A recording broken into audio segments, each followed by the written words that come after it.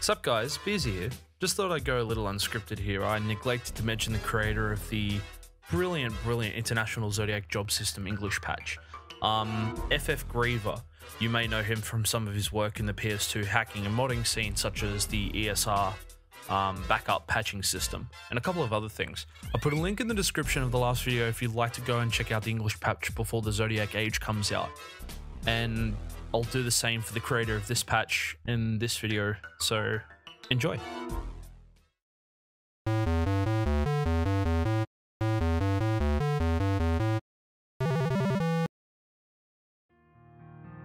Sup guys, Beersy here. In my last video, I took a look at Final Fantasy XII International Zodiac Job System, and its enhancements alongside its original game. And for this one, I thought I might take a look at another game that wasn't released in the rest of the world until 2014. Yes, it's another Final Fantasy game. Most of these changes will be common knowledge now, since the HD remaster has been out for a while, but whatever. Here, I'll be taking a look at Final Fantasy X-2, International plus Last Mission.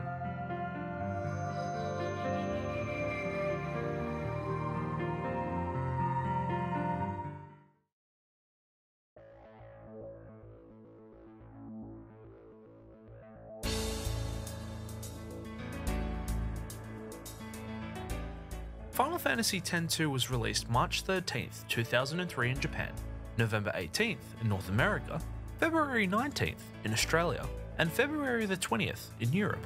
It is the direct sequel to 2001's Final Fantasy X.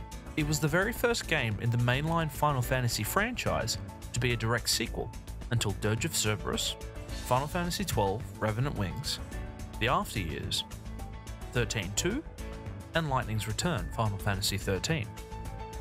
This was also the first game in the series to only have 3 female protagonists as party members. When you first boot up this game and you see the really weird opening sequence with real emotion, maybe your first thought might be, ew, somebody got some fan service all over my Final Fantasy, but I implore you, look past that, please.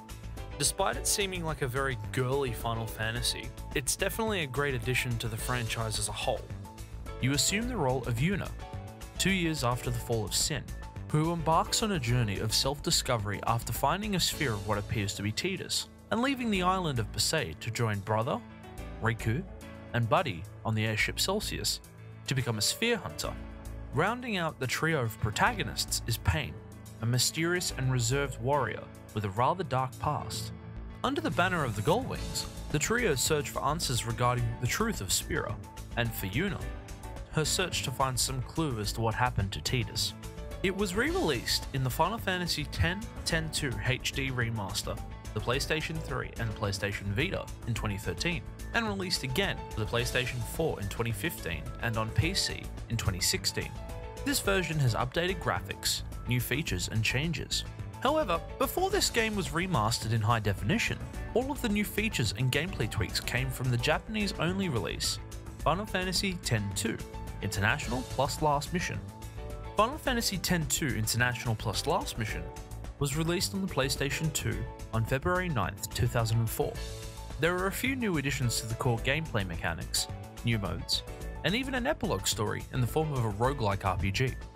So, let's start off with what was changed in the main game. I'll be playing the English patch version of X-2 International plus Last Mission here, and not the HD remaster, to showcase the original Japanese release's changes from the original release.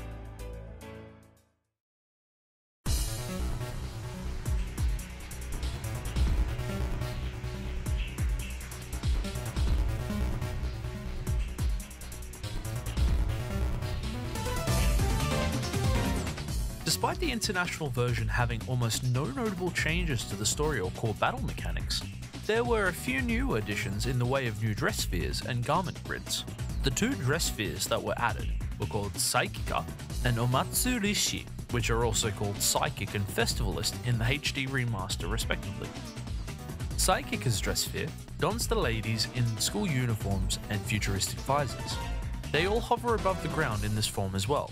Some of its notable attacks include Psycho Bomb, Telekinesis, Mazurai, and they all gain the Eater order abilities for Fire, Water, Ice, lightning, and gravity damage respectively.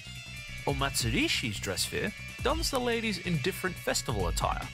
Yuna in a light pink yukata, Riku in a light blue kimono topped with light blue shorts, and Pain in a blue happy and blue shorts.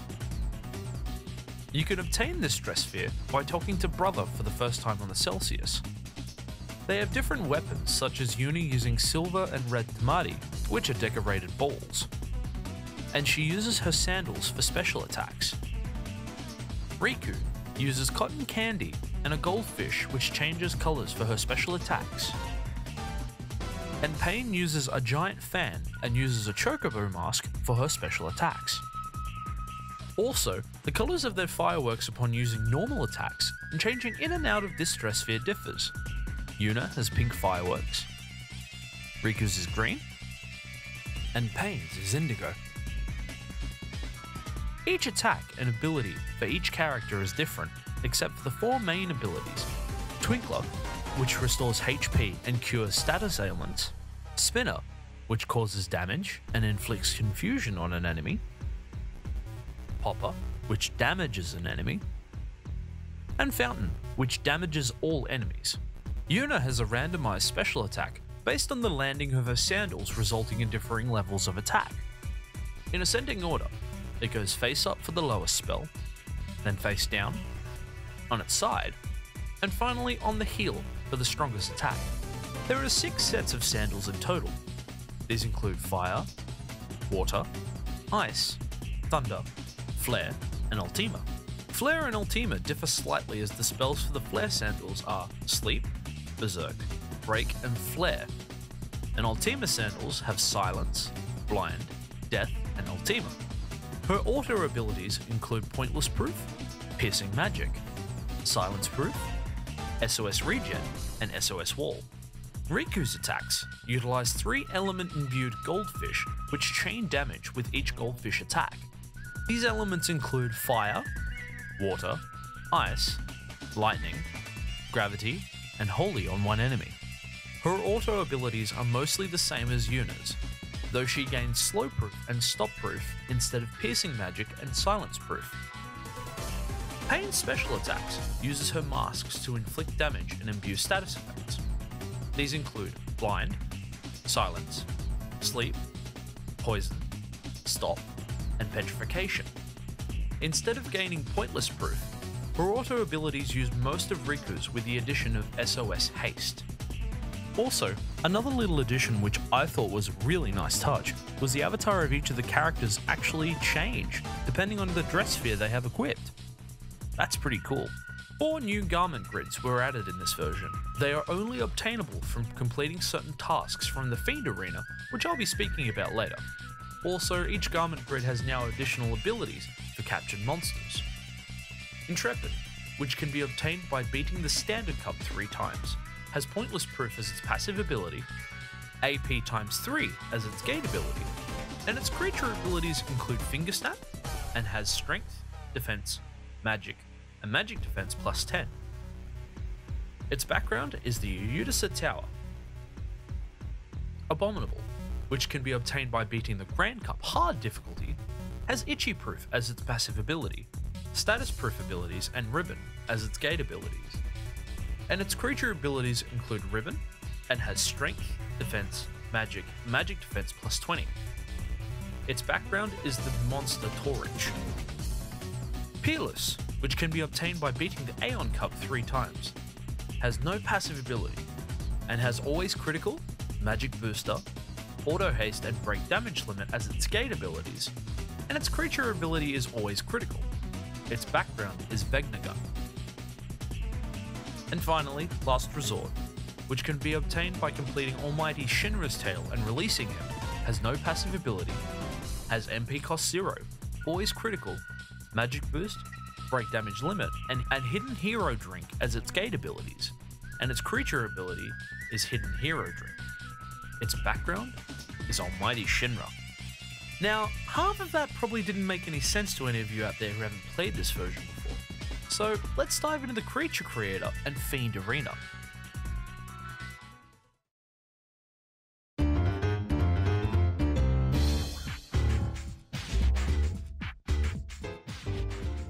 Unlocked from the first time you talk to Shinra on the Celsius, you can unlock a brand new mode and battle system. Creature Creator allows you to capture and keep a variety of monsters. When you first play through this mode, Shinra gives you some traps and tells you to set them down at certain locations. There are 4 different types of traps, and what creature you can get depends on where you place the trap, what trap you use, and where you are in the story. Sometimes you can get some damn good monsters. Other times you get bupkis. Your very first monster you receive is, Brother. He's quite useless as a fighter, but it allows you to test the battle mechanics of using monsters. In battle, you can change the tactics of the monsters in your party by pressing either the L3 or R3 buttons to raise or lower their tenacity accordingly. Each monster can be equipped with a garment grid, dress sphere, and 2 accessories. They can be leveled up and acquire abilities just like the girls. Each monster has a story you can unlock by leveling them up, and at the conclusion of their story, you can release them for their ending sequence and other goodies, such as traps, new arena cups, and even new characters. The Fiend Arena is a mode where you can test your characters or monsters' mettle in a tournament-style battle royale. 10 different unlockable cups are available to test your mettle of up to 8 or 16 bracket tournaments. Each battle pits you against different teams of monsters. Each completion in each cup nets you rare accessories, experience, and money, with multiple completions allowing the next tier to be unlocked. You can't receive a game over here, and you can try as many times as you like. Standard Cup is available from the get-go. Completing this once nets you the Psychic Dress Sphere, and besting it 3 times unlocks the Hard variant and the Intrepid Garment Grid. Completing Standard Cup Hard once nets you the Grand Cup. Grand Cup is the first 16 bracket tournament you face. Beating this once nets you a Festivalist Dress Sphere, and beating it 3 times unlocks Grand Cup Hard. Grand Cup Hard is difficult, but beating it for the first time gives you access to the Chocobo Cup, in which you have to use a Chocobo in your party to proceed. You have to wait until Chapter 5 in the story to unlock the Youth League Cup on the 6th attempt, as you have to obtain stronger monsters to pass the Gatekeeper enemies in the 4th attempt onwards, such as the Mega Tonberry and the Shady Duo, which consists of a Black Elemental and a Mushroom Cloud. Beating it for a 4th time unlocks the Cactuar Cup, which includes a Cactuar in each round and the Jumbo Cactuar. The Youth League Cup is unlocked after defeating the Grand Cup Hard 6 times. This is one of the few cups that pits you against some of the supporting and main characters of 10 and 10-2, including Lucille, Nuge, Gipple, Elma, Lulu, Kimari, Garrick, and Brother and Buddy as a duo. Characters such as Nuge, Barreleye, and Gipple may team up here. Your reward for completing this cup? The coveted Mascot Dress Sphere. The Aeon Cup unlocks when you have transformed 8 specific creatures into Aeons. Beating this cup 3 times gives you the Peerless Garment Grid. Now, the second to last cup here is an exception. The Fiend Portal becomes available after obtaining and releasing specific monsters, with Ultima Weapon being the last monster that's required. This tournament is a deathmatch each time, causing the Celsius to explode and cause a game over should the party lose to even one of the teams. The party doesn't restore their HP and MP after each battle, so healing and buffing definitely becomes a priority here. Completing this cup changes it to the Fiend World Cup. At the end of the cup, you're given a choice to recruit Ultima Weapon again, or Omega Weapon. Should you choose Omega Weapon and release it, this causes the creation of one of the strongest optional bosses in this version, Almighty Shinra. After unlocking Almighty Shinra, the Fiend World Cup becomes the Almighty Shinra Cup, with him being the final opponent. Take him down, and you'll have the opportunity to recruit him. Finally, the Farplane Cup is unlocked after beating every other cup, not including the Almighty Shinra Cup. Your opponents here include some of the strongest bosses and super bosses of this game, such as Elder Drake, Azidahaka, Paragon, Tremor, Major Numerous, and sometimes you can even face Auron, Seymour, and the man Yuna has been searching for this whole time, Tidus himself. Auron and Seymour are re-recruitable if you dismiss them, but Tidus can never be recruited again. Strange that. Finally, the Battle Simulator allows you to battle any of the various monsters and bosses you've encountered in each of the cups. Fighting in the battle simulator doesn't result in a game over, so it's useful to farm certain accessories such as the Iron Duke from Major Numerous, or Dark Matters from Paragon. Whew, now that I've finally got that out of the way, there's one last addition to explain, and it's quite different to the main game.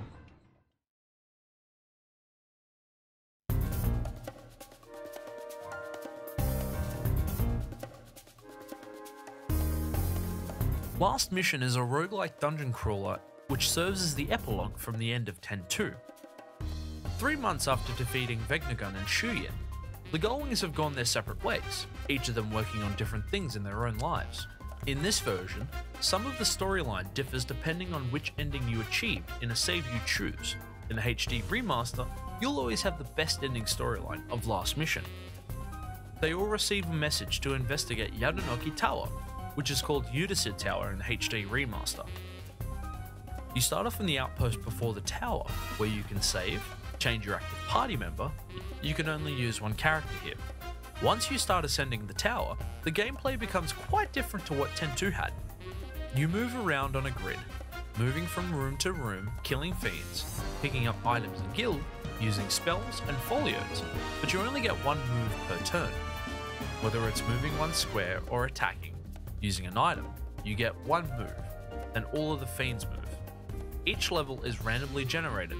The layouts, items, and fiends all change from level to level. Your ultimate goal here is to survive the onslaught of fiends and ascend to the next level via an elevator. Hindering your advance here are items that cause damage or ailments, folios that cause a myriad of effects, traps that range from moving you to another room on the floor, or even sending you to the floor below, and even condition-based floors, in which the elevator is locked until a certain condition is completed. There's 80 floors here to navigate, with every 5 floors allowing you to save, every 10 instigating a cutscene, and every 20 has a boss battle. So, what's different battle-wise? Well, each character starts out with their respective starter dress spheres, with Yuna donning the Gunner Sphere, Riku with the Thief, and Pain rocking the Warrior Sphere. These dress spheres differ from the main game, as not only do they allow them to use set abilities, they also act as armor, having a set HP which increases as the level of that dress sphere increases. Up to 5 dress spheres can be equipped at any time, with the other 4 acting as support dress spheres. These support dress spheres add certain auto abilities to your character, making the climb up Udasid Tower hopefully much easier. Raising the level of each dress sphere requires fusing the same kind of dress spheres together to create higher level dress spheres.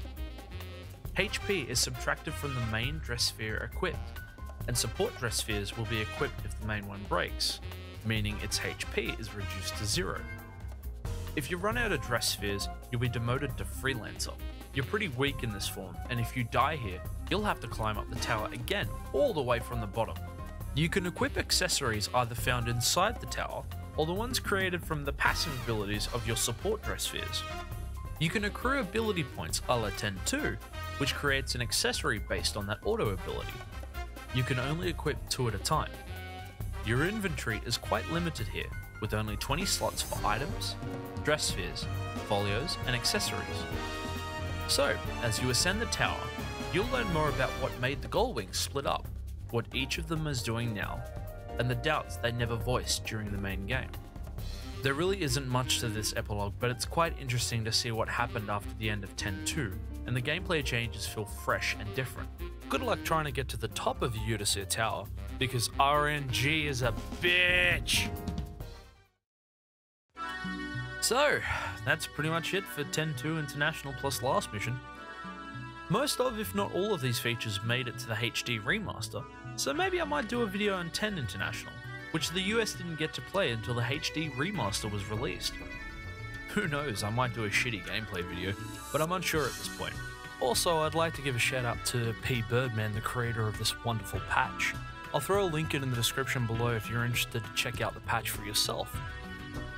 So, standard protocol here, guys. Like if you like this video, give me some feedback. I'd love to hear some feedback from you guys to make my future content much better. And last, but definitely not least, please subscribe. Thanks for watching. Peace!